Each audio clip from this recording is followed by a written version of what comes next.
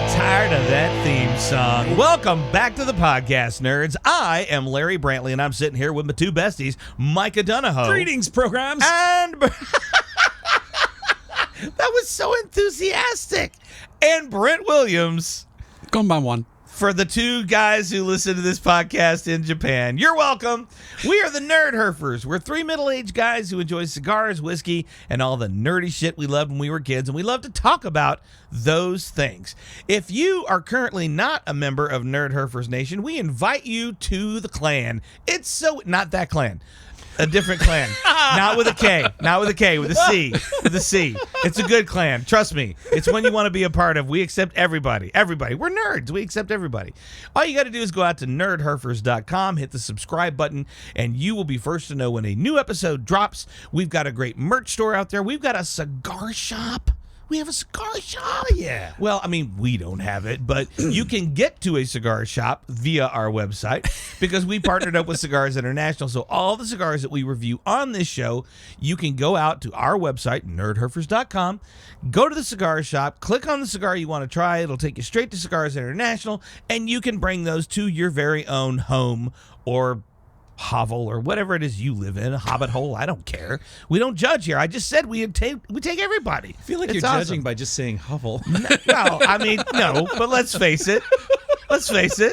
Some of us live in hovels. Now, I mean, not the three of us because we're middle-aged and we got our lives together, but, you know, it's relatively. It is a relative It's term. like that backhanded compliment there. Yeah, it is. I'm very good at the backhanded That compliment. sweater really hides your double neck. It really does not.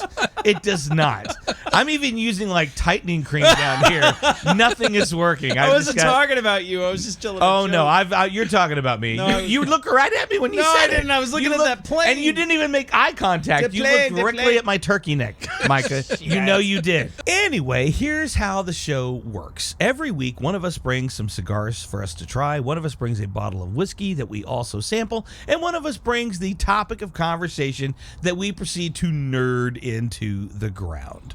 Are we doing our special segment?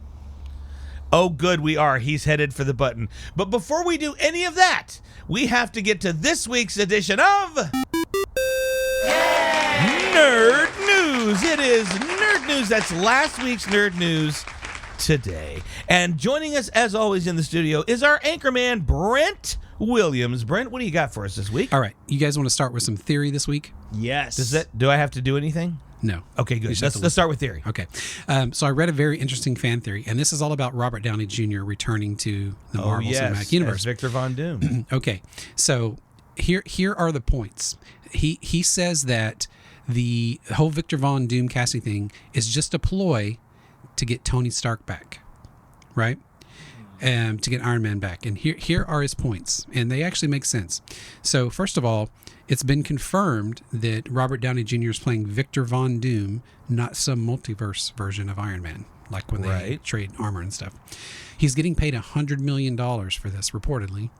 And most of the time, this character sits behind a mask. So he's like, why would they pay that much money for a guy to sit behind a mask, right?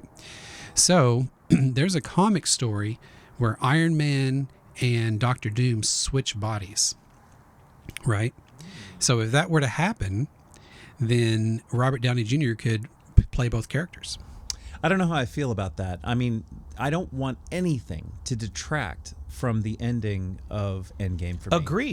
Agreed. So I hope that is a vicious, vicious rumor. Yeah, it probably is. Nobody knows what's going on. Nah, we don't. We'll don't. find But out. I love that there are so many people out there who think they've got it figured out. The only thing that we know is that we know nothing. That's right. Ooh. All right. Well, So crates. beef Thank oven. you, Steve Martin. Bill and Ted. It's Bill and Ted's, man. Socrates. Steve Martin said it first. All we are He did. is dust in the wind, dude. Dude. Okay, so NASA, I don't know if you know this, but NASA has planned a return trip to the moon in 2026. Yes. It's called the Artemis 3 mission. Get it. Yeah, led by a woman. So if it happens, it'll be the first woman to step foot on the moon. Mm-hmm. And the article actually said the first moon landing since 1972. Does that sound right to you guys? It doesn't seem like other people have been there. Maybe they meant just for the U.S. Because it seems like other countries have been to the moon since we have, right? I would think so. Or am I wrong about that? I have no idea. We'll have to don't fact either. check. Okay, we'll fact check. But anyway, Which is something you didn't do before you decided to bring this up. I love that. I don't love fact it. check. We're not journalists, people. We're entertainers. our fact check happens while After I'm the editing the, fact, episode. yes. Yeah, we got to make sure you guys Post get something to episode. comment on. I mean, But the interesting thing about this is the spacesuits for that mission have been designed by a company called Axiom out of Houston, but also Prada. The Prada. Prada? Okay. Milan, Italy, Prada. Yeah, Prada. the Yeah. one that has that little shoe store in the middle of nowhere in Texas somewhere. It's Oh, not a real. it's not in Marfa, I think. Yeah. Yeah, it's not a real shoe store anymore. Now it's just an art piece. So basically their goal is eventually moon landings or trips to the moon will be commercialized. So they're actually gearing the suit like towards it's gender neutral, one size fits all. So it's basically if you have enough money to pay your way to the moon, you can wear this suit to the moon. Oh, sounds like I this new just I Starfield still video want game. flames on mine or something. Right, yeah. Man. Yeah. I want my like I was if secretly I'm hoping- jumping around on the moon, I want to feel like a superhero, right? I kind of wanted it to be a Star Trek uniform of some Yeah, variation. there you go. That probably wouldn't Just help not you a much red on shirt. the moon. Just not a red shirt. Definitely not a red shirt. Nothing in red. Thank you. All right, and in the they'll make anything into a movie nowadays department.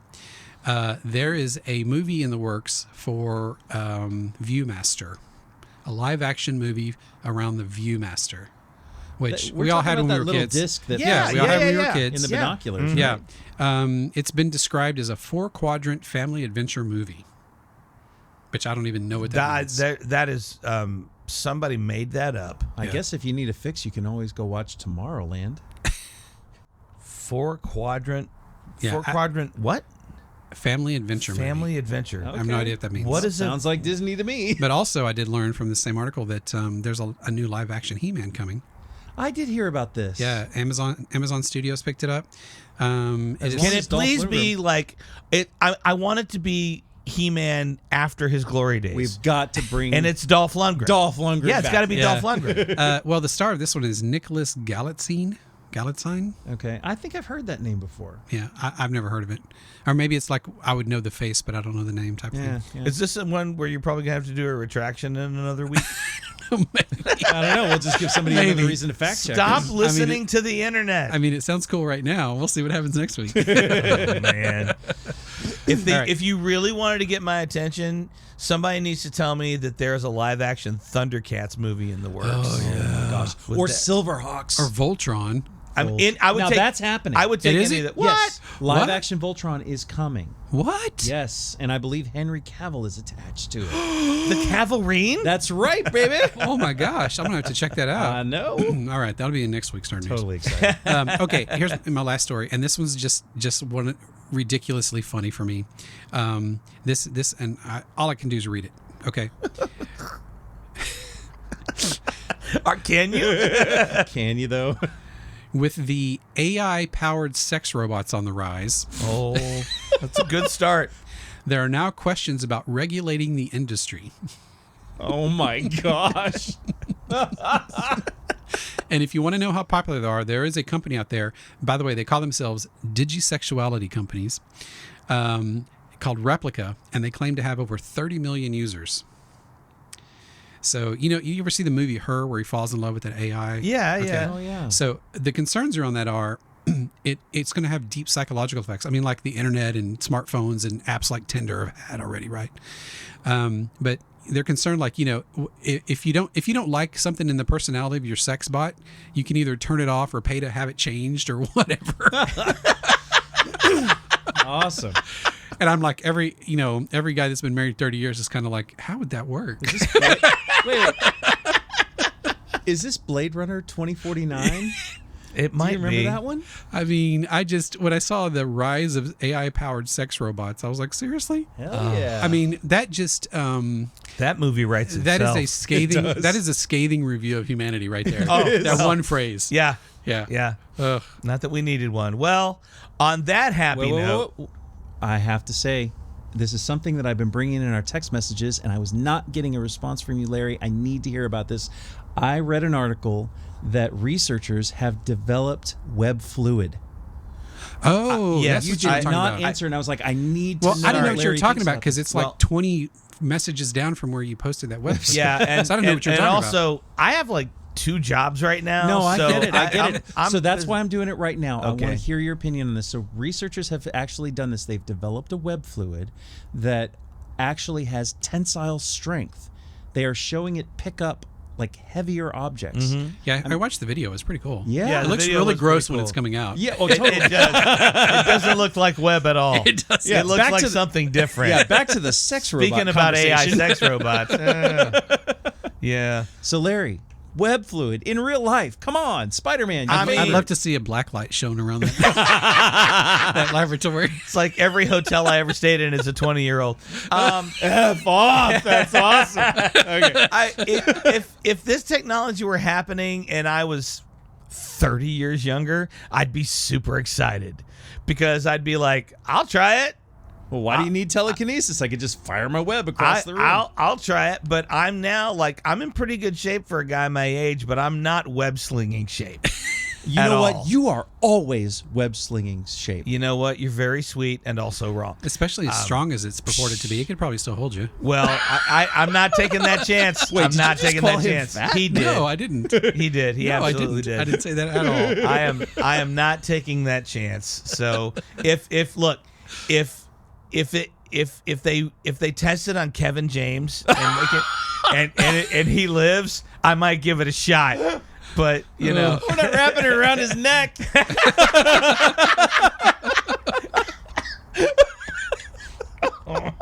oh, this went off the rails so fast. In a great way. In a great way. And now that is Yes. it for this edition of Nerd News. You heard it here dead last. And don't run out and buy web fluid or an AI sex robot just yet. Just yet. Wait Not till it's until been we've run. had time to review both of them. We should contact those companies and see if they're We're passing out. doing it tonight. Can we get on the beta testing, you guys? We would love. We're fairly popular. We've got like 300 followers right now. We're so good. We're awesome. Oh wow. Okay, let's kick this off. As I said at the top of the show, we do cigars and whiskey and a nerd topic, and this week it was your Brent Williams time to bring cigars. Nope. No, bottle. Damn it.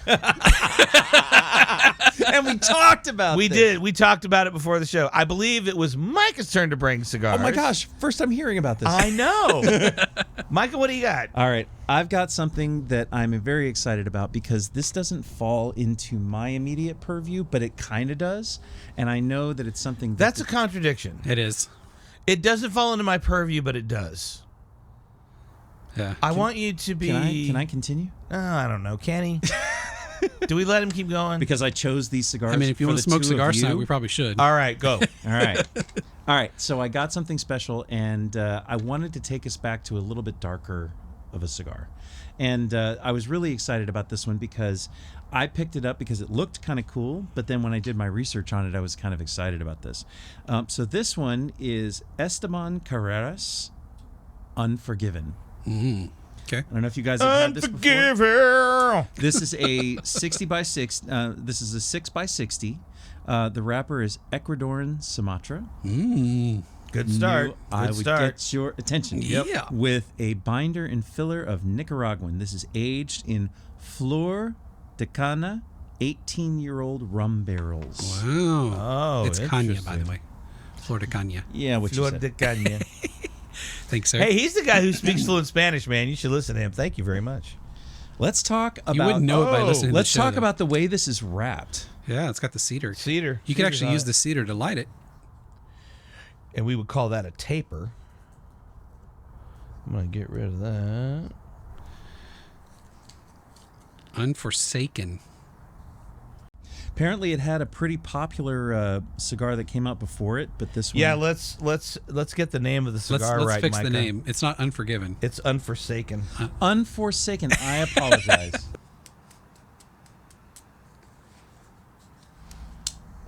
Thanks, sir. Larry. Oh, is this the World War II lighter? No. So, no.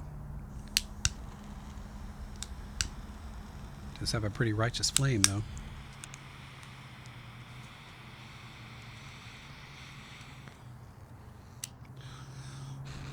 Yes. Getting dried wood. So that's probably the cedar influence. Ooh, walnuts. Definitely a nutty note. Oh, yeah. Hello, walnut. I'm getting no chocolate, no pepper, nutty all day. Nuts and wood for me. And it's got a short. I knew you were gonna. I'm say, sorry. My 12-year-old brain just kicked in. when you Yeah, said of course it did. Nuts all day. that. Nuts and wood. Nuts and wood. Nuts and wood all day. Gen X. But it's got like a short dry finish for me. Yeah, it's very short. It's very short. I was excited to bring this one today because of the Sumatra. I know how the both of you really, really like that, and I wanted to go a little darker. Yeah. So, All right. Well, while we got the cigar lit and burning, good stuff. Brent, it was in fact your turn to bring the bottle this week. So It was. tell us what you brought. Well, tonight we're going to journey to a land we've never been to. Ooh. Yeah. Tennessee. No. It's actually Papua outside, New Guinea. It's actually outside the United States. Oh, Mexico City. No. I will give you a hint, and I will phrase it in the form of a question. Okay? Sure. Ready? Jeopardy. Hit it, Alex. Trebek. Here we go. Otere wa doko desu ka? It's We're Japan. going to Japan. We're going to Japan. Wow. We're doing Japanese whiskey. Okay. That is fantastic. You know what's funny is that I've had a couple of Japanese whiskeys in my life, and I have not found anything that has really changed my opinion of Japanese versus American whiskey. Okay, me neither. That's my exact same thing. I was actually a little bit hesitant on this, but this one actually got a 92 from Whiskey Advocate, Okay. ranked as one of the top 20 whiskeys in the world. Get it. And all the reviews on it are really good. Everyone that tried it said it's a great dram. So I figured let's try it and see. Let's do. Okay, now you guys know the mystery surrounding the Japanese whiskey industry, right? I don't. Like no one actually knows what goes on there because there's not really any regulation in that industry. So all kinds of practices happen that allow them to call things certain Do you things. think we'll have some opium going on? Well, tonight? who knows? Opium is Chinese, by the way.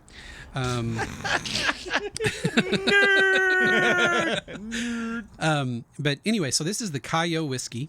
It is aged in Mizunara oak casks. And what's significant about that is Mizunara oak is one of the rarest woods in the world.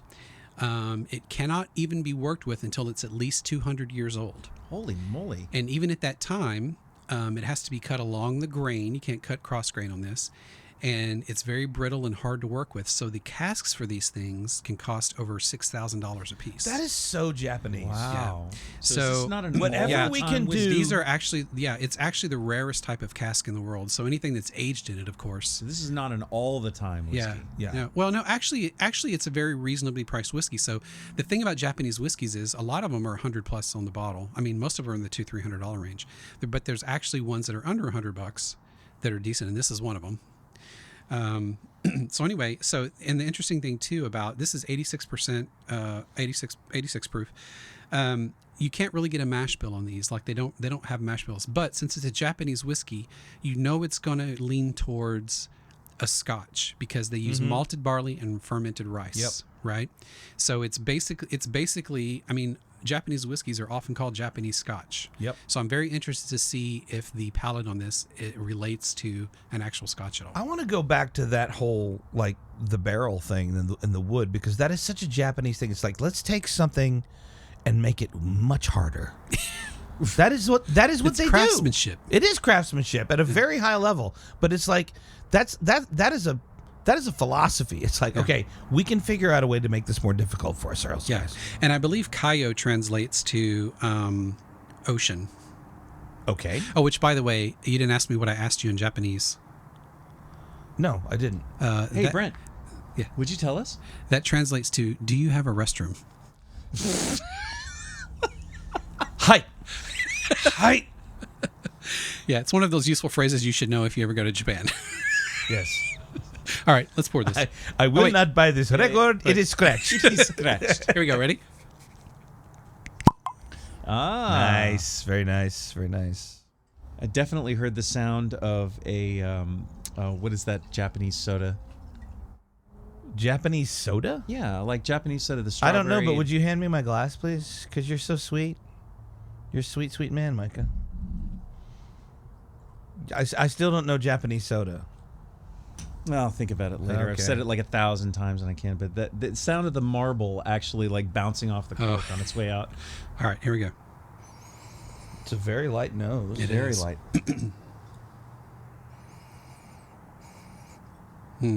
What is that? Pear. Is it pear? Pear. It's something citrusy. For me, Samurai fruit. that's not a thing. Dude, Hey, you don't know. Don't make me spit my whiskey, man. You don't know. Time your jokes. I was. I've been making comedy for 30 years, dude. I I know believe you. exactly what I'm doing. I bow to your Micah superior is knowledge. sipping, Well, and here we go. Let's go in. Pear. I'm getting pear, caramel, and Oh, vanilla. that's very scotchy. Fruit, fast finish. Yep. Yep. Little bit of smokiness. No burn, not at all. Yeah. No ethanol. But it's very scotchy. I mean, that barley really comes through. That's very respectable. Yeah. It's not bad. I like it. I mean, I have to say, the first time I tried a Japanese whiskey was many years ago, and it was not good. Do you remember what it was? No.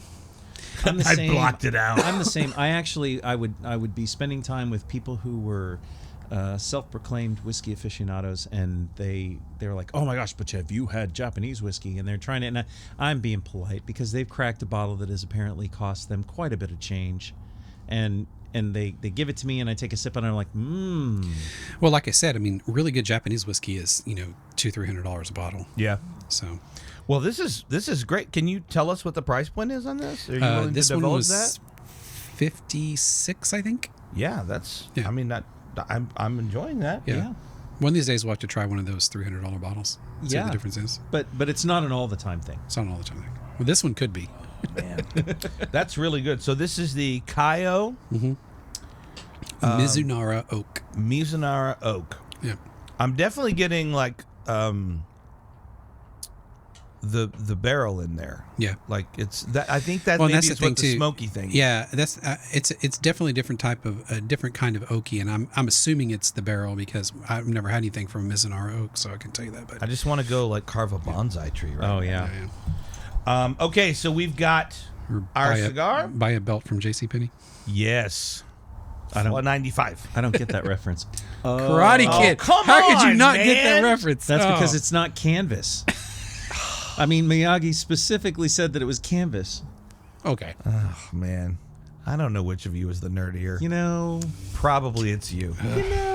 All right, so we've got this cigar which is called the Unforsaken, Unforsaken. and that was that EP Carrillo? No, Esteban Carreras. Esteban Carreras. Okay, they make a good one called the Chupacabra, by the way. Esteban.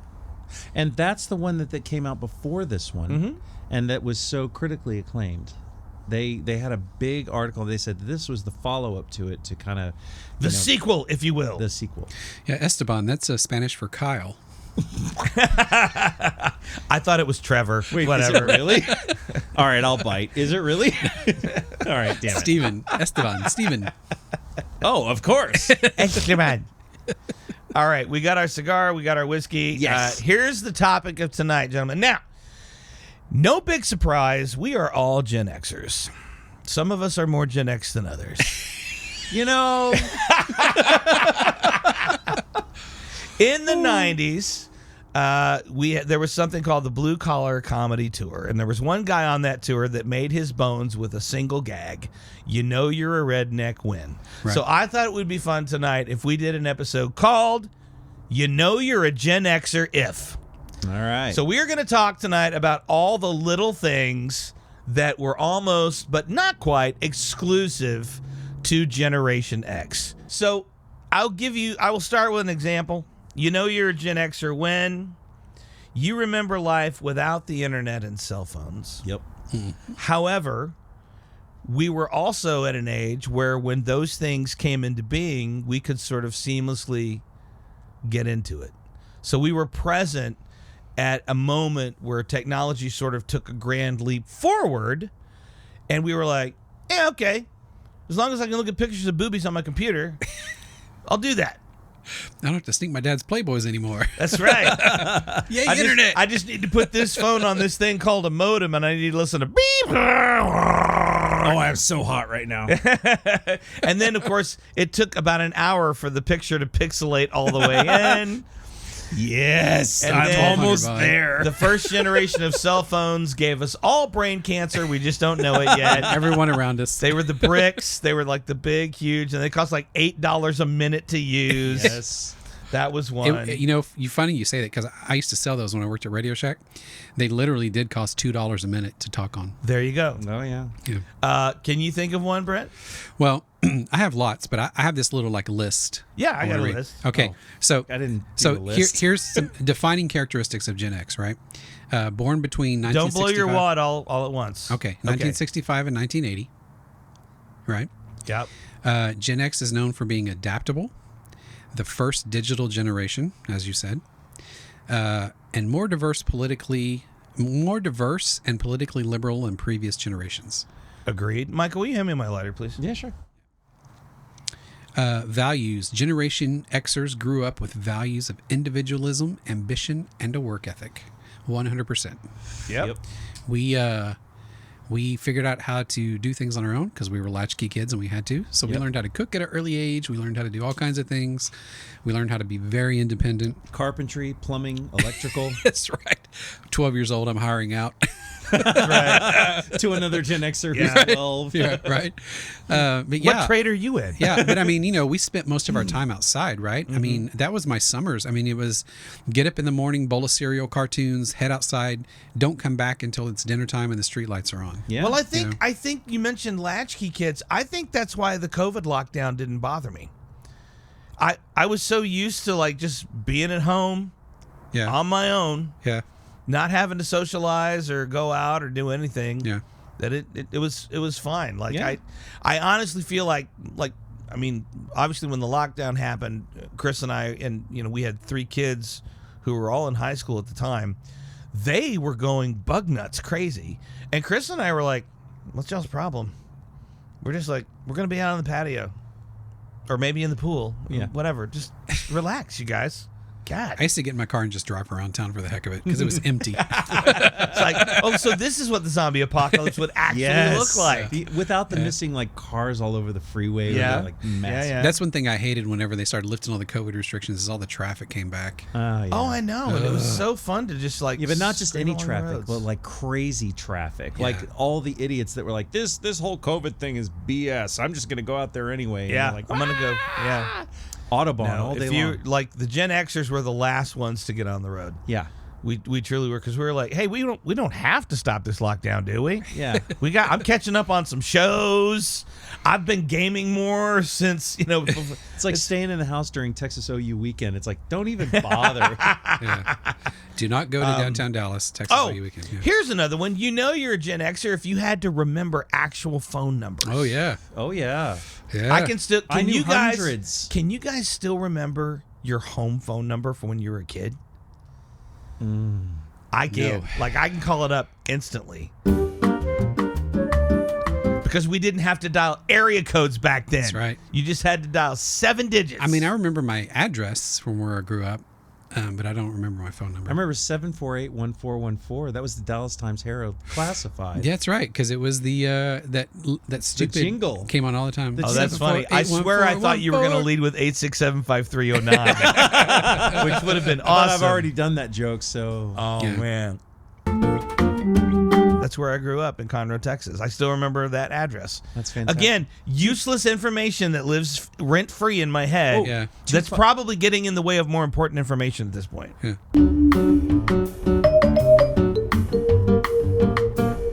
There you go. There we go. All right. That's my and I was so close to where Ferris Bueller's house would have been if it wasn't actually in California. And I'm not going to give my childhood address because I still value my privacy. So Yeah, I don't really. Well, the home I grew up in has long since been abandoned, so I don't think mine's still there. Mine's that's inhabited nice. by somebody, but I don't really give a crap. Yeah. People go check. People hanging outside the house. Micah Micah, used to live here. Yeah, exactly. We're gonna go put There's a signs Nerdherfer up. that lived here. That's gonna be awesome. You got one for us, Micah? Repeat the question. You're a Gen Xer. I'm so glad you prepared for this episode. I really did Really not. had. It was sarcasm. Have you heard of that? Yeah, I did. From you just now. Okay, good. There's a lot more where that came from. I think about the freedoms that we had outside of the house. How much time I did not spend indoors. Yeah. That was the biggest thing for me as a Gen Xer. Is that a lot of times now, I think to myself about my kids and what they do when they hide in their room occasionally and they're either playing video games or messing around on their phone or anything like that. I thought to myself, like, being confined to a house was absolutely ridiculous to me. I was out and about. I remember the first time I let my oldest go out, I said, "Here is your boundary. You are not allowed to cross this road and this road. The rest of it is free game." And then she didn't. And it really blew my mind because I was like, if I were you, I was on my bike every 5 seconds traveling to some unknown destination that I had no idea whether it was safe or not, and I was in a creek playing out and about. Or at a construction site. Yeah. Those were good too. Yeah. Or Like if there was a new neighborhood under construction. Yeah. Like Crawling around in sewers. that's Yeah, what I was yeah, going to say. I mean, 100%. that's 100%. exactly what I was actually going to say. Looking for Bigfoot. Looking Or for China. in the woods. looking for China. But just having the freedom and being out and about in the area and exploring where I lived and Well, how far yeah. could I go with my parents not knowing I mean, I've that never I been- crossed their boundaries. I've never been a huge gamer. I enjoy video games, but that's like not all I want to do with my life. And I remember, so my dad was one of those guys that he would always buck the trend, right? So I didn't own an Atari 2600 when I was a kid. That came later in life, actually. My first video game console was an Intellivision, Right. Coleco Intellivision, Mattel Intellivision. And when we got that, I enjoyed playing it, and I would get up on Saturday mornings and have my cereal and watch some cartoons and play little video games. But I remember distinctly like going, okay, that's enough of that. I'm wasting the day. There's fun to be had There's outside. adventure to be had. I mean, we did all kinds of. I mean, we built ramp. We would go down to the. There was a Kmart about a mile away from our house, and we would ride our bikes to the Kmart, and they always had those plastic milk cartons out in the back in the trash, and we would go dumpster diving and see what we could find in the Kmart dumpster, and we would grab those milk cartons, take them home, find a sheet of plywood hanging out behind there, build a ramp, and we would spend all day jumping that ramp and trying to kill ourselves. because now you're Evil Knievel. Yeah. Oh, Now yeah. you're somebody important. Yeah. Yeah, I found myself actually just going the distance. I really wanted to, like, my parents told me how far I could go and where I was allowed, but I would push it. Like, they can't see me. I'm going to go ahead and cross that road I'm not allowed to cross and go So explore. you also had boundaries. Oh, totally. Okay. Yeah. Totally. And that's why I based I don't my think I parental did. decisions on that. I didn't. I don't think I had boundaries. We Yeah, went everywhere. I didn't. We went miles my mom and miles did away not from care. home. The only rule was when my dad was alive, he could whistle for miles. Yeah. And so if I heard that whistle, whatever I'm doing now ends, and I got to get home as fast as I Yeah. can. Or in our neighborhood, after my father passed, when the street lights popped on, Yeah, that was our rule. That- The it street was, lights it was were- time to go home. and come back. I mean, we did things like, it's an old trope about Gen Xers drinking out of water hoses, but that's what we did. I mean, we would leave in the morning. We would hang out with our friends. We'd get into all kinds of trouble, whatever we could do. We would drink out of water hoses when we were thirsty. We would have a sandwich or something at a friend's house, or a bag of chips, whatever it was. Or in my neighborhood, there were actually pecan trees, and we would just go pick pecans up off the ground. We had And have pecans for yes, lunch, We you know? had in the spring and summer in Artesian Lake, where I lived in Conroe, there was a set of railroad tracks, and literally you had to cross the other side of the tracks to get to my neighborhood. But by those tracks were just a good quarter mile of wild blackberry bushes. and we would go there and we would brave the snakes and all the other creatures to pick blackberries, and that was our lunch. Yeah. Yeah. Well, we do that you too. said this so greatly in one of our previous episodes. You said that Generation X was the last feral generation. Yeah. Which is completely true. Yeah. We were out and about doing our thing. Although I will say this, to go back to Micah's point, when I did come home at night, and this is particularly after my father passed away, I would go straight to my room. I would often eat dinner in my room, but I would be in my room and I would put my headphones. I had these big KOSS headphones, and I would listen to records. Well, that's when I would turn on my radio. I would do the same thing. Come home, have dinner. We had a rule: we had to eat at the table. That's a good rule. Yeah, and then once I got dismissed, I went to my room and I would like work on models or shoot Star Wars movies or something. Yeah. So you talked about your radio. So that's another thing. You know you're a Gen Xer if you would call your local radio station and request a song, and then when that song came on, you would tape it on your tape recorder. That's right. Yeah, you said you were listening to albums in your headphones. It reminds me of Dazed and Confused with that one kid at the end of his day. And no vinyl for me until the 90s. I actually How old were you then? In the 90s? How old were you when you started getting albums? 1994. Doesn't answer my question. How old were you when you started buying albums? So, you're going to make me math? Yeah. Okay. You're a smart guy, Micah. 2021. And so that's when I started collecting vinyl, but everything that I had before that was tapes. You were in your 20s? Yes, because Wow. everything I had was tapes. Oh, so that generation, that had passed him by. Yeah. Are you sure you're Gen X? Fudge off. He's barely Gen X. When were you born? 78? You know what? Why do we even let him on this program? I don't understand. Yeah. Well, we need a young person's point of view. I guess that's true. I guess that's true. Okay, I got one for you. I got a nut punch for you. Yo, Joey. Promises. I got one for you. Baby oil. Yeah? No, that was our suntan lotion. That was our suntan lotion. Yeah. That's a magnifier. Yeah, exactly. Yes, exactly. Yeah. Because when you're that young and you want to get a tan, you don't think about SPF. My mom didn't even. She was like, well, my mom, this is a true story. Bless my mom. We did not have baby oil one time. So you know what she gave me to put on my body? Crisco. Swear to God. Saw that coming. Crisco. Oh my gosh. I literally, that was the first time, and I had to have been 14. Hey, it's a great equivalent. When you smell burning flesh for the first time, and it was mine. Yeah, that was. So, but yeah, like all the girls that I knew, they were doing Some that. smells like chicken wings. What is that? Yeah, I'm hungry. When I was a kid, I didn't need any kind of baby oil or anything. I had one of those skin tones that actually went from regular to copper. So that was my summer. So I spent Aren't a you good special? A little bit. Okay. Yeah, in the head.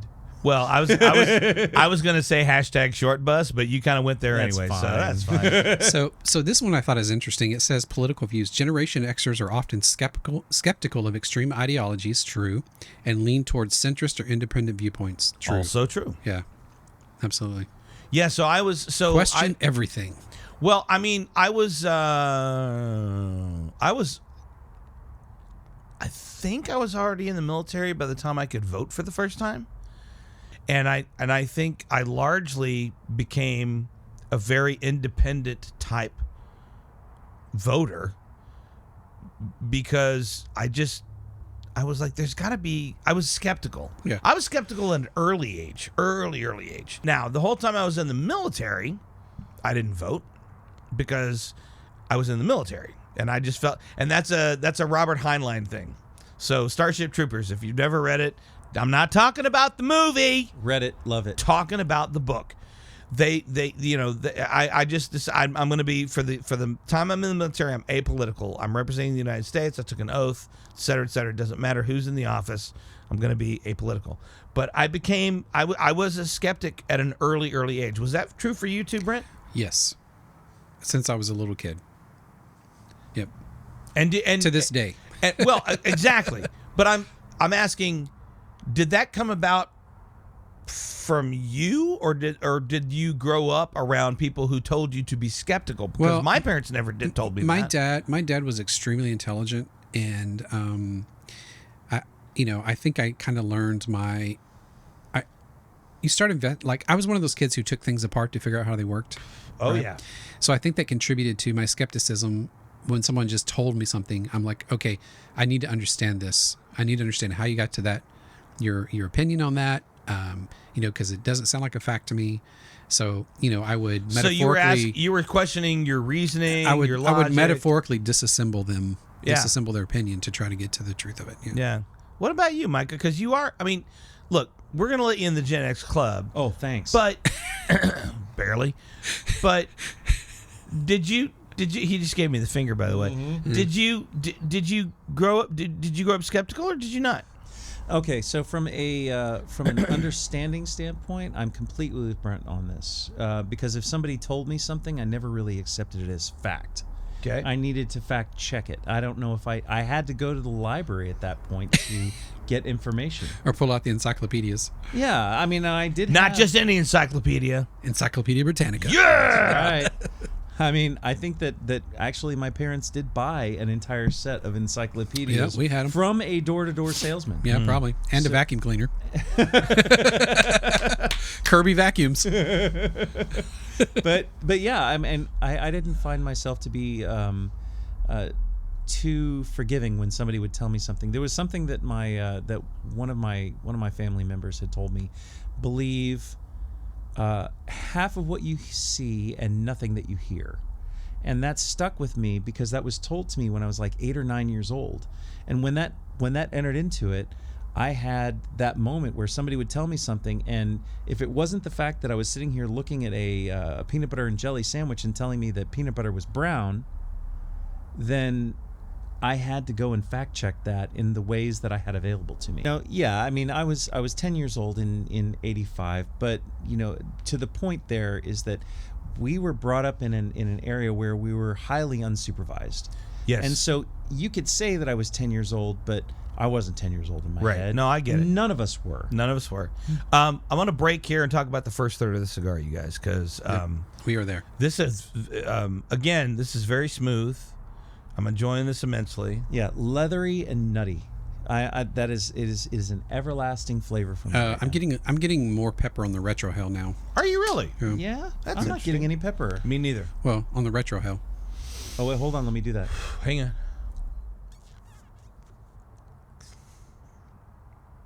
No. Nope. Really? No. Just me, huh? Just you. Maybe I have a sinus infection and it's just burning a little bit. No, I actually look. I actually have a sinus infection right now. We're not vegan. I just have one all the time. All the time. Yeah. A perpetual sinus infection. No, this is good. Like the Sumatra is the king of this cigar. Yeah. Yeah. So And I'm that's- definitely pepper on the retro hell.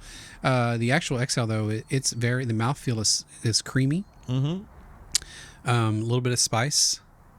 And very nutty. Yes. The nuts. Yeah, I really wish I was getting These nuts. These nuts. I wish I was getting those various flavor profiles because I'm living in this perpetual nutty, creamy. I'll give you Okay, creamy. I was about Okay. to ask, like the mouthfeel for I sure. will You gotta be definitely having give that. you creamy. All right, so here's another one, and I think this is a pretty big one, actually. You're a Gen Xer if you truly believe that you, as a child, were going to die in a nuclear holocaust. True story.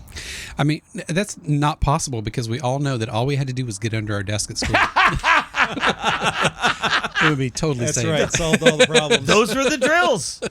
Get under your desk, duck and cover, duck and cover, duck and cover. That was the whole thing. Yeah. Duck and cover. And I loved, and I don't know if you experienced this, but you tell me if you did. Was they I would too they would young? play these films, and they would show atomic tests. Yes. Yep.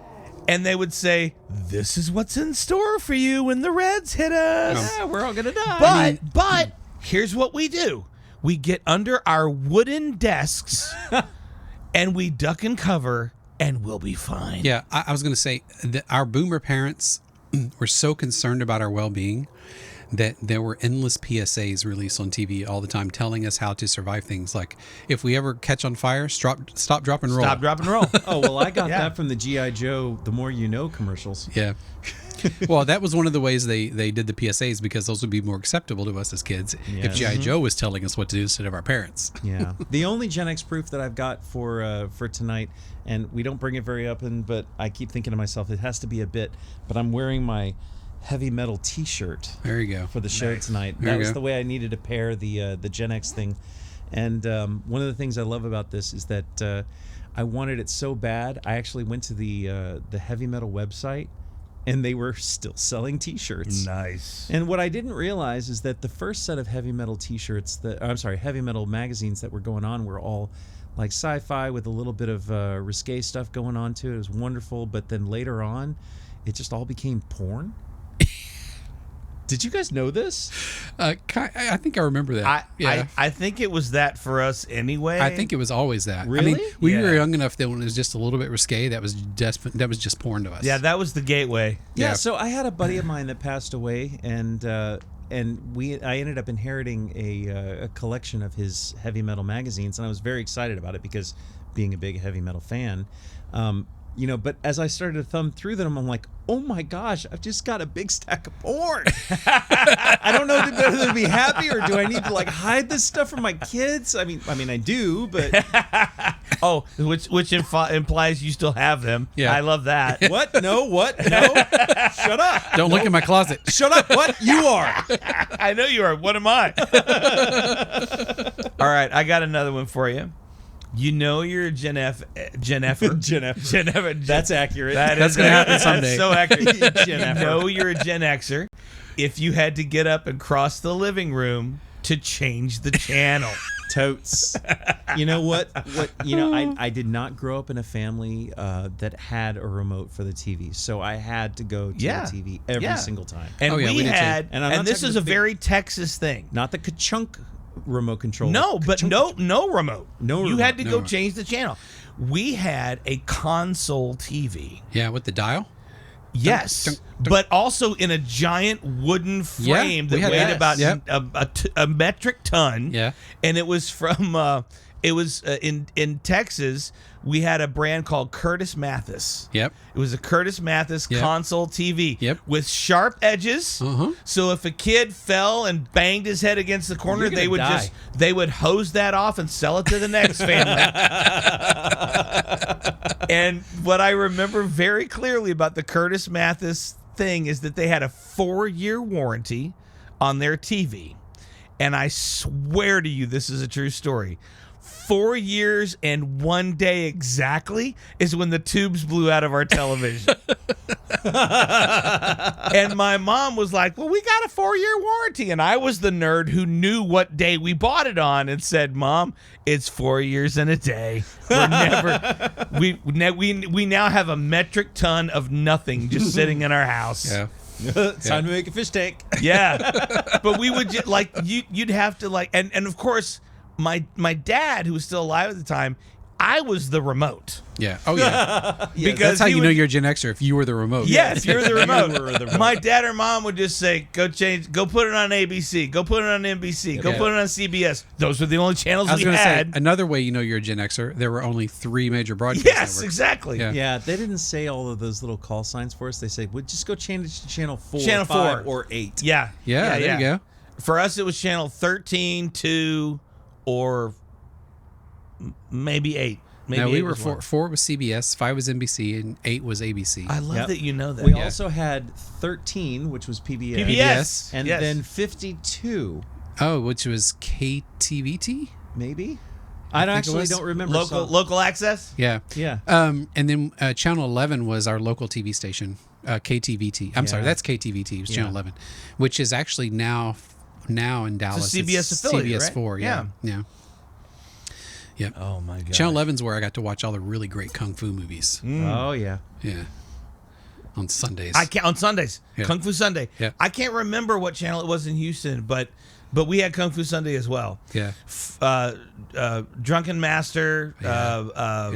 Yep. 5 Snakes. God, God, there were so many. Yeah. Oh, There Legend were of so Drunken many. Master. Legend Oh, of Drunken my That's Master. such a great one. That's Yeah. my favorite. That's when I was introduced to Anything with the title that had Shaolin in the title, I Yes. was all that, Yep. man. That was Yeah. when I was introduced to drunken kung fu, and I was like, "This is a martial arts. I need to know." I know, right? Yeah. There's And no- I didn't think about it in terms of I want to get drunk. I was just like, he's just falling down and kicking people's asses. I was like, "What the hell is in that bottle? I need that." And now I'm on a show that drinks whiskey.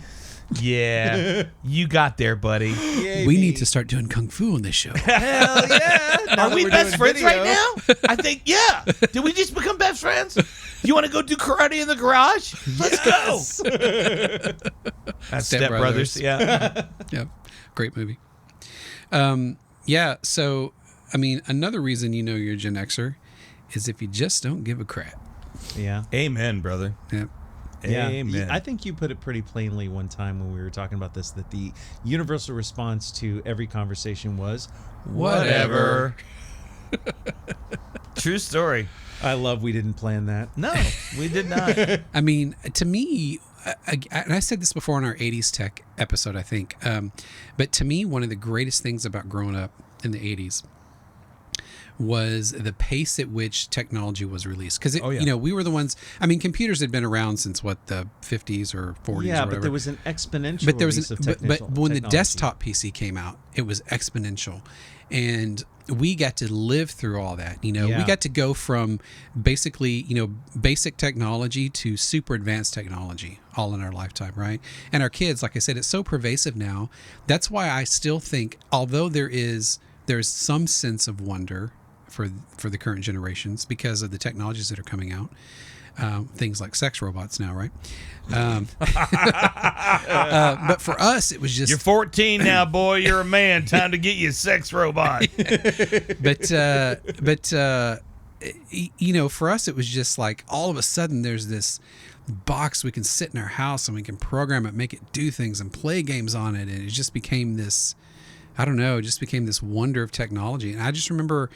You know, as a kid, just the sense of awe. When my dad brought home that first PC in 1982, I mean, that was it. I fell in love that day with computers, and obviously that's what I do now to this day. But I was just like, I mean, the sense of awe was just overwhelming, you know. And then new stuff would get released, new gaming consoles constantly coming out.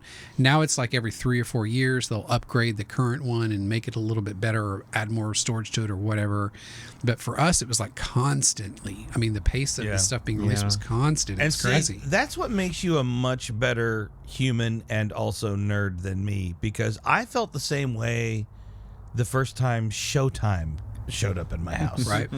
And I was like, wow, this is amazing. Now I can see boobies on television. That's what I was going to lead with. Yeah. I was actually thinking that my technological like explosion in my head was Betamax tapes with porn on them on RGB projected big screens. You know, the ones where it had that big thing where you had to grab the big section of it and pull it out, and it had an RGB bulbs. Yeah. All the way across Yeah. project. The And big I- TV screen. Yeah, and I remember going. I was living in an apartment complex at the time, and this guy Mike was living like one apartment down and a little bit over, and his dad was at work, and he's like, "You got to see this," and I'm like, "See what?"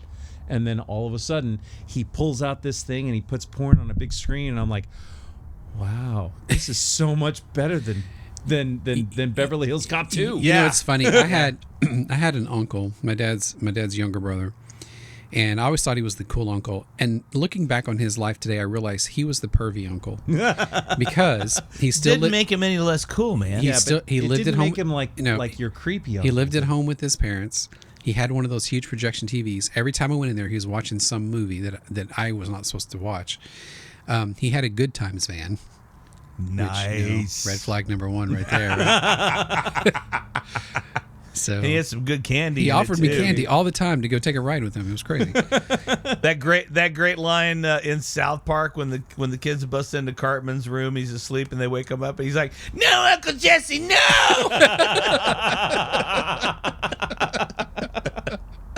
Oh, Oh, derail like a mofo. Yeah. That kind of went off track a little bit. Oh my goodness. Okay. All right. We need to rein it back in. Okay. So back to 80s porn. Well, we all remember Skinamax. Oh, Skinamax. Oh my gosh. And or if you didn't have Cinemax and then you were actually flipping through the channels and they were all kind of blurred out, but as they were kind of shaking to the side and distorted, and you're watching. Oh, in the cable box, yeah. Thank you. If you didn't get that channel and you're flipping the channels on your cable box. Yep. Ours had the buttons you push down. The A button and the B button. And the AB switch is what I had. The AB I'm switch. Yeah. really And, grateful. and I'm you really could- grateful for the fact that you said that, because the look that Larry gave me just now, I was like, no, this is real. I swear. It is real, and you knew where those channels were, and so you would flip to those channels to see how how fuzzy that picture was going to be. Right? Did you have a dial that you like? If you shifted it right between the two clicks, that you could actually get a little bit better of a blur booby? Yeah. Well, Micah, would you pass my glass over? Yes, sir. I would like a refill of this Japanese whiskey, which I think this is only the second Japanese whiskey I've ever had, and I'm really digging on it. Thank you.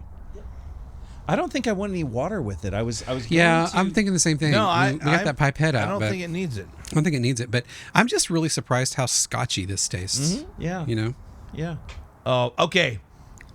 This one, I don't know, Micah, if you're going to relate to this one. I know Brent will. Oh my gosh, you would just keep on. I just can't help it, buddy. ribbing me. Yeah, I'm just speaking the truth. I don't know if you can actually relate because you were such an infant. You know you're a Gen Xer if you had to call your girlfriend's house and pray that her dad didn't answer the There you phone. go. True story. 100%. Okay? 100%. That was like that was our version of Russian roulette. Right? It's like Well, it no, wasn't we the actually deer played Russian hunter. roulette. It wasn't the deer hunter where we just, did shots of weird Vietnamese alcohol and spun the cylinder and put the gun to our head, but it kind of felt that way. So I was living in Chicago, and I went on this kind of school-sponsored trip to the Wisconsin Dells, and I fell for this girl. Incidentally, her name was Valerie. Ooh. The very first girl that I ever fell for, her name was Valerie. If anybody's taking notes, my wife's name is Valerie. Yeah. So I went ahead and point that out. So anyway, we went to camp and we spent this time to what? Like we did. You're talking like we didn't know that. I mean, we literally were just talking about If her. anybody's taking notes, really? I'm talking about our audience, not you. They also all know your wife's name. All right. So anyway, so I was so hooked on this girl, and I got her phone number, and of course, I'm like 12 or 11 years old, and it's not gonna last. But like, I call up, she gives me her number. I call up, and I'm thinking exactly what you just said. I'm calling up this number. Please, God, don't let it be her father. Yep. I'm a friend from camp. Yeah. And I'm a friend that has no emotional connection other than the fact that we. I were would have friends. just disguised my voice. Hi, my name is Michelle. I might have just said, "Hi, my name's Bob. Can I talk to your?" Oh wait, that's not gonna work. Hi, my name is Michelle. Yeah. We became close friends at camp. You also know you're a Gen Xer if when you went to your girlfriend's house, you either had to stay outside, or if you were allowed inside the house, you could not be in a room without the door being open. Oh, yeah. Absolutely. Yep. 100%. Now, by the way, that is something that I did with my own daughter. I was gonna say, that's just good all the way around. I was like, well, first of all, the bedroom is off limits. Yeah. You're not going in there. Yeah. At the time Ever. that my daughter was in high school and occasionally dating, I'd be like, and by the way, this is something that my parents never did, and I did because I am the father of a daughter. And so when my daughter became of dating age, I said, here's what's going to happen. If you decide you like a guy and he wants to take you on a date, he's going to come over to the house to pick you up. He is going to come inside the house. And then he and I are going to go have what I like to call the patio talk. Yes. And this is a true story. So at the time this happened, my daughter was a freshman. She was in theater, and she liked a guy who was a senior. Oof. He liked her, and his name, I won't give his actual name. Let's call him Kyle. Alan. Or Kyle. I like Kyle. Kyle. Trevor. Yeah, Bryce, Hell Hunter. with I don't Bryce. care. Wait, Bryce, Hunter, all that. That's like. Or actually, 2000 the names. most popular Gen X name was Michael. It was Michael. Yeah. But anyway, I would say this is how it's going to go.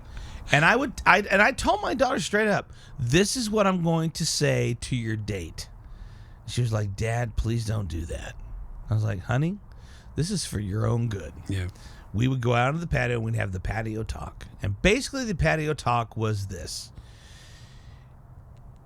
You treat my daughter like a princess. And you act like a gentleman. If you don't know what a gentleman is, ask questions and I will tell you. You hold the door open for her. You do not pull up into my driveway and then text her that you're here. You come inside. You meet the family. Oh, and the third and probably most important thing, you don't have sex with my daughter. Now, I didn't say it like that. I used a word that we can't use on some podcast platforms. And then I would say, and by the way, my daughter unknowingly had already given the date a lot of information, like I'm a veteran of the military.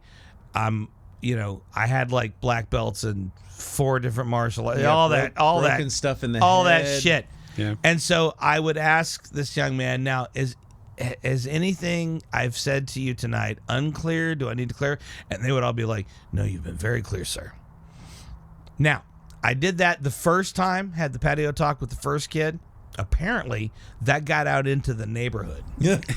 And I had dads, I'm not even shitting you. I had dads calling me like, hey, my daughter's about to go on her first date. Can you come over here and have the patio talk with this You kid? started hiring yourself out. Yeah. I made $5,000 this week. But you're absolutely right. It was like you had to stay outside, and then eventually if one like got his way in and we were like, okay, you're not that much of a threat, but it was like you can be in any of the open areas, but you cannot be in the bedroom. Yeah. And wherever you are, I have to be able to get to you in less than 10 seconds because I might need to murder you. Well, part of your patio talks, do they include the second third of the cigar? I really like your lead-ins. You did that last time. That was like, you know what? That is Yeah, effing brilliant. no, those segues are fantastic. So, I was talking to this guy once, and I said, you know what? You need to respect my daughter and talk about the second third. yeah, a lot of cedar on this one for me. Mm-hmm. It is. The second third has become very cedary, actually. And do you think it has something to do with that wrap? No, I think it's just the cigar blend. I mean, we've had that before. I ask because the end of this cigar was wrapped in cedar, like we talked about. Mm-hmm. Yeah, but I mean, I didn't know if that influenced the flavor. I don't know. It lives on the wrapper a little bit, Yeah. so you're not wrong. How many other cigars have you guys had that was actually wrapped in cedar at Oh, the end? geez, Oh, a tons. lot. Well, a Arturo- lot. imagine you- Arturo Fuente, EP Carrillo. Yeah. This is actually the All very these guys wrap in first cedar. one. This Yeah. is the first one that I've ever had that had a cedar wrapper towards the end, and I wondered if the flavor just kind of transferred. Well, it's actually, excuse me, it's actually more a function of keeping the moisture on the cigar. That is true. Because that's what cedar does. I mean, Because that's why your humidors are made of cedar. Right. Almost all humidor boxes The reason are our they're porch cedar covers, wood. our porch covers are primarily made of cedar. Yeah, they're Spanish Or at least cedar. mine is. Well, that's for a different reason because cedar has a natural oil that repels bugs. So for external uses, yes. But also, you know what? No bugs in this cigar. There's no bugs in this cigar. Yeah, you don't see any bugs, dude. Honestly, that's Only that actually a one reason moth that's camped out That's on actually your another light. reason that you use cedar for these. I mean, because Beetles, the beetles. Yeah, the beetles. Yeah. So humidors are made of cedar for multiple reasons. Number one, they retain moisture. Number two, they have an oil that repels bugs. Repels moths, especially. Yeah. But especially cigar beetles. So not just cedar though. This is not a one-note cigar for me. No, but the cedar in the second third is actually coming out pretty strong. Especially on the retro hail. Yeah. I just noticed that. It's like that. It's like an evergreen for me. So not quite a Christmas tree, but I'm leaning in that direction. Oh, It's interesting. very pleasant.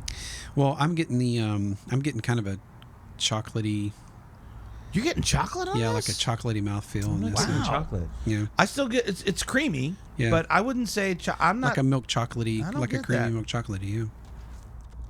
I'm actually getting. But don't some of listen to a word I say because I have a sinus infection, Yeah. so I don't even know. Yeah, and I think that's maybe what's jacking up my palate is I just have a constant. So we should probably mention that anything that we give or any kind of notes that we give on this cigar, please don't listen to it tonight. No. That's not true. That's not true because every palate is subjective. So what I get on the cigar, you may not get, and that's one of the great things about smoking the cigars is, we don't all get the exact same thing. I mean, Exactly, there are times yeah. we get the same elements, but times we'll get totally different things. Well, that's why I have to say that I'm actually like feeling some almond on this because I'm getting a touch of sweetness and nutty. And you have said in a previous podcast that almonds are a little bit sweet to you. Yeah. Okay. Which is so weird because almonds are not sweet at all to me, Not to me either. unless they're But- rolled in sugar. Well, well, that is also fair. Yeah. But to be fair, I don't be eat. fair. I don't eat regular. To be fair. To be Oh, That's a Letterkenny reference. We're going Yes. to talk about that. that is an episode coming, baby. It is coming. It is coming. That is one of my favorite. be That is fair. my all-time favorite Canadian show. Yeah. Hands So down. good. Better than Anyway. Trailer Park Boys? Yes. Better. Yes. 1,000%. Oh, I know. I agree with you. Yes, I agree. Jared, with you. Jared Totally. Leto Yeah. is I love him to death. Anyway, Jared Leto. no, not Leto. Jared. Keto. Sorry. Keto. Thank you. I was close. Close. Oh, by the way, I I need get to half make, credit. I was like, on that guy is so versatile. He really is. I need to pay credit to the moth that has stayed on the light for us for all of this episode. Yeah. He is so interested in He's into it. our conversation. He's He's like, digging you know it. what? I really need to hear everything. Yeah, I don't want to burst your bubble, but I think it has nothing to do with our conversation. You know what? Don't tell that moth how it feels. You don't get to tell that moth how it feels. His feelings are real. Damn it. Okay, I got another one. And you really have to be a Gen Xer to understand the phrase I'm about to say. Be kind. Rewind. Rewind. Yes. I was a manager at Blockbuster. You know, there's still a Blockbuster. Just the one. There's one. one There's, left. didn't they do a Oregon. documentary film about Oh, the I last think so, one? yeah. Bend, Oregon. It's in Bend, Oregon. Yeah. And I was in Bend, Oregon like 3 years ago. I didn't see it. Really? Yeah, I was there for a family holiday. It is Yeah. completely. It is so unbelievably famous. Yes, there was a documentary on it, and it was a great watch. One of the things I remember at Technological Advances, I was living in Cancun. I moved there You lived in Cancun? I did for 3 years. Wow. When I first got married, and my wife's husband, that was me. We know that guy. My wife's father had Have lived, some more whiskey. had been living in Cancun since the 70s, and she'd go down there for every summer. And so it was always kind of a dream of ours. She was a Spanish teacher. I was studying Spanish. It was kind of a dream of ours. So when I got done with school, we just immediately we got married and moved to Cancun, lived there for a few years, had our first kid down there and stuff. But so the company I worked for, it was a resort company. Anyway, but the way it worked is the company within the first 30 miles of Cancun, which is something that's very smart. Foreigners could not own property; they could lease it though. It's called a fideicomiso. It's a renewable lease. So, but all of our inventory and data and stuff had to be kept in the United States, which was in San Antonio. We had a 56K satellite connection that every Friday went out like clockwork because solar flares would knock out our communications. Oh, every single- jeez. So anyway, so it was one of those things where we had dummy terminals, like the main computers were back in San Antonio. We had dummy terminals in all the offices in Cancun, and we would go do the inventory lookup. Like I'm looking for this week and this price range, whatever, blah, blah, blah. And literally it would take 10 minutes to get a response. Right. So then the internet becomes a thing. And I'm working in the Sistemas department, which is the IT department. And I'm like, John Stamos? No, Sistemas. John Stamos? No. John Sistemas. John Sistemas. You can Juan, sustain John. Juan Juan Sistemas. Sistemas. Juan. Por favor. Juan Sistemas. Juan Sistemas. So anyway, the internet ¿Entiendes? the internet comes out and Sí. and so they go, we need to set up a web page, right? And it was early websites were all just brochureware. You couldn't really do anything, right? So, but I'm like, I wonder if we can leverage this. So I went to San Antonio and I set up these web servers, which were very rudimentary back then. And then I went back to Cancun and I wrote these programs that could access that over the internet instead of using our satellite. and we would get instantaneous inventory results, right? It like completely changed the way we could access information. And when I talk about that kind of stuff, that's the sense of awe and wonder I'm talking about that we had back then. Yeah. Right? Yeah. John like, Stamos had that effect on people. Juan Sistemas. God, I hope he listens to this podcast. Oh, please, John, call us. Yeah, give us a call. We'd have you on the show in a heartbeat, buddy. Heartbeat. Probably going to wrap this up a little bit. There's definitely one more, and we've talked about this, but where are we? We got final third to go on this. Final third, yeah. And as usual, Mike is at his final nub. I'm at my final nub. We're going to have to talk about your smoking style, buddy. Talk to me about my smoking double pumping. Yeah. It's not wrong. Here's what we do. For you and I, whenever we do cigars, we get Robustos, right? Or Toros or something like that. For Micah, we always get the Churchill. I ain't complaining. But that's hard because the size of the Vitola dictates the flavor of your cigar. Well, we did that one episode where we all smoked 3 different cigars, so it wouldn't be that big of a change. No, we smoked the same size cigar. That's true, but they were different combinations. They were different blends. Yeah, that's what I'm saying. So that way we could review the different Vitolas of the same cigar, right?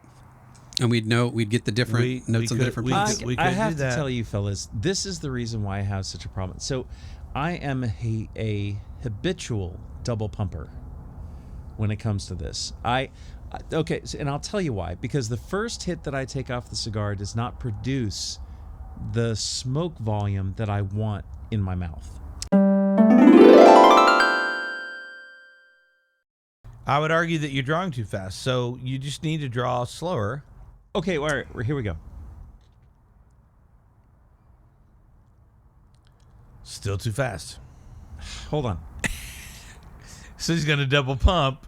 No, he's not. He's taking a while. Let's see. Taking a while. There you go. Okay, that was better. There you go. Just take your time. Oh my gosh, it only took 29 episodes. I think Mike, I've been where you are, and I think what it is especially because of the environment we're in, we're talking fast, we're laughing, we're cutting it up. It's like everything's sort of kinetic and fast. No, right? you're absolutely right. We're deep in our cups by this point. When you do a draw, you really need to slow everything down and just take a nice, easy pull. Sip fast, draw slow. All right, I got it. All right, so last thing on you're a Gen Xer, and we've talked about this before, but damn it, we are going to talk about it again because it was one of the defining moments of Generation X, the video arcade. My favorite subject. Absolutely our Valhalla. Oh, hell yeah. Because it was the place where I went to socialize. Yep. It was the place where I went to test myself. Yep. It was the best. It was my favorite place to be. Yeah. And so let's just talk about your experience in the video arcade, boys. Oh, it's so much fun. All those things. I mean, definitely. You wanted to test yourself. I mean, it became such a thing that you would find ways to scrounge change so you could go to the arcade. Like, by scrounge change, if you mean steal from my mother's change purse, then yes, that is what I did. Well, my grandfather had a lazy boy, and he always had change in his pocket. So every time we went to my grandfather's house, we would get under the lazy boy and get all the change. You are a genius. And save that for the arcade. So I'm a little bit more of a crook when it comes to that. And if my mother ever listens to True this, confessions on Nerdherfers. If my mother ever listens to this, I want to apologize to you, Mom. I'm so sorry, but you had that big thing of rolled quarters in the bottom of your closet, and it was the middle of summer, and you were at work, and I needed quarters. Micah, I got to tell you something. Your mom already knew. Yeah, you know what? I'm pretty sure she did. Quarters were literally our gold. Oh, they were. Yeah. 1,000%. I mean, you remember going to an arcade and you'd walk up to a game and there'd be like 10 quarters put on the top. Stacked, yeah. It was stacked quarters. Well, for us, we'd put them on the top of the marquee on the video game, and you'd see like 10 or 12. And you're like, I'm never going to get to play this game. The very first Street Fighter game that came out. I mean, that was my place of residence when it came to an arcade, especially Richardson Square Mall. I mean, sitting there at that arcade with the wood paneled walls. Oh, man, I'm just going to start reminiscing about Where was this? Richardson Square Mall. Richardson Square Mall. You know what? Richardson Square Mall is just the best thing ever seen. But you know Thank what? you. Thank you. know what? You know what? I love you, man. I love you, man. Hey. Thank you, Japan. Hey, you know what? And Larry and Brett and Brett and Brett and Larry and then the two of you, and I just want to say I love you, man. And then he passes out. Yeah. So we've talked about our favorite games before, but for me, it was Tempest. Yeah. I was a huge Tempest fan. I was a huge admirer of one of my two best friends, Doug Monique, who was a Williams Defender savant. I want to meet Doug Monique. Yeah, we got to meet Doug Doug Monique. and Yeah. Steve. We got to meet Doug and Steve. I want to meet them. I don't know where Steve is. Steve may be dead for all I know, but I will introduce Don't you be to Jeff dead, more. Because Jeffrey and I would go to. Wait, Jeffrey's new. No, he's not. You talked about Jeffrey before? Not I've Jeffrey. talked about Jeffrey before. Yeah. So Jeffrey and I would go to it was like a diner, like a burger joint right across from Conroe High School, and we would go and play Joust, and and Robotron, Oh, Yeah. yeah. Joust and Robotron. Finally, that made it into it. I mean, Yeah, friends we tried had- to get me to guess the names of various video We games. go kill and it. It's like, is that Robotron? No, it's not. no, It's because not what was the Robotron, one? Micah. What was the one on the video game episode where you just kept saying it and it was not Sinistar. Sinister Star. and finally, Brent had to go. Sinistar's not even on here. No, it's not on the It's not. table, Micah. We're not- Shut up. and then you would play another and he would go Sinistar. I'm like, no, what did I just say? I have this very distinct memory. I used to spend a lot of time at my grandparents' house. My grandparents lived across the street from each other, my mom and dad. That's how they met. They grew up on the same street, which made holidays super easy because it was So romantic. morning of one and walk across the street for the other one. But anyway, so they had a Safeway. That was their store, right? Safeway. Oh yeah, Safeway. And Safeway had an asteroids machine. So every time my grandfather was Safeway. yeah, every time my grandfather was going to Safeway, I'm like, I'm gonna go, and then I would just sit there and play asteroids the whole time he went yes. shopping. Yeah. Yeah, I had a 7-Eleven across the street from my apartment complex. Which had Super Super Dodgeball.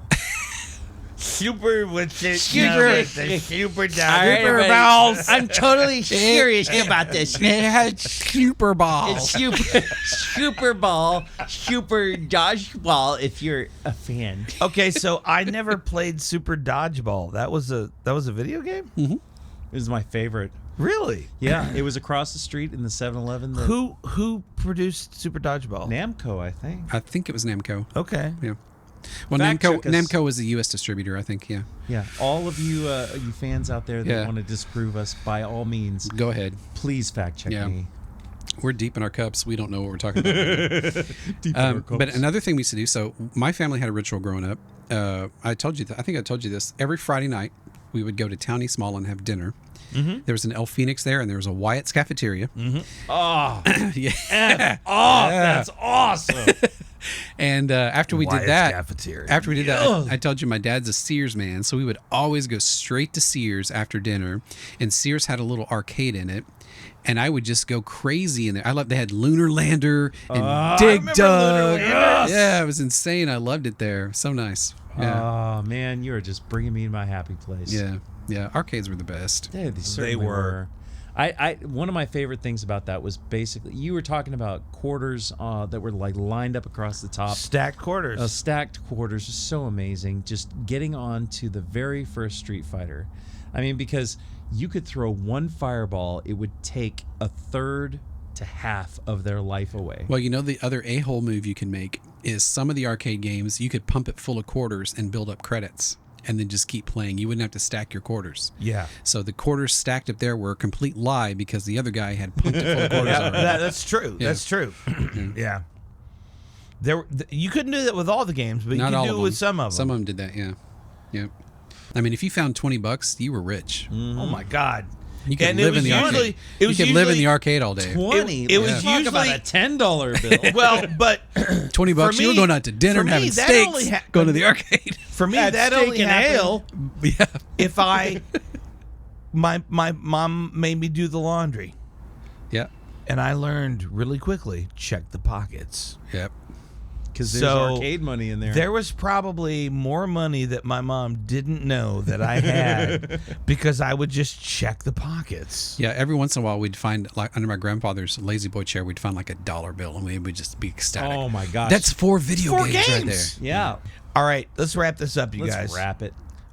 This has been so much fun. So if you are a Gen Xer and we missed a thing, like a simple thing, like you're a Gen Xer if, please absolutely comment and let us know what we missed, because we want to hear from you. We always want to hear from you guys. Thank you so much for being a part of the conversation this evening. Thank you for being part of Nerdherfer Nation. If you're not, please go out to nerdherfers.com and hit the subscribe button. That's all it takes to get into the club. And you can get on our merch store. Please buy merch. You can go to the Cigar Shop.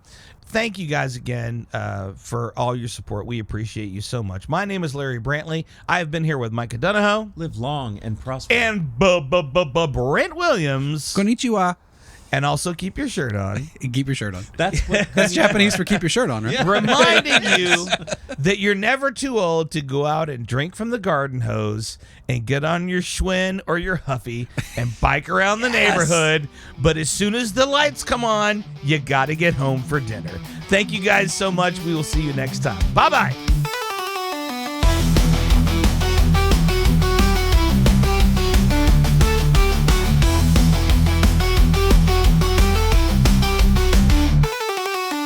This has been a production of Nerdherfers, copyright 2024, all rights reserved. No portion of this broadcast may be used without permission. Please visit nerdherfers.com for more information and full legal disclaimer, you nerd.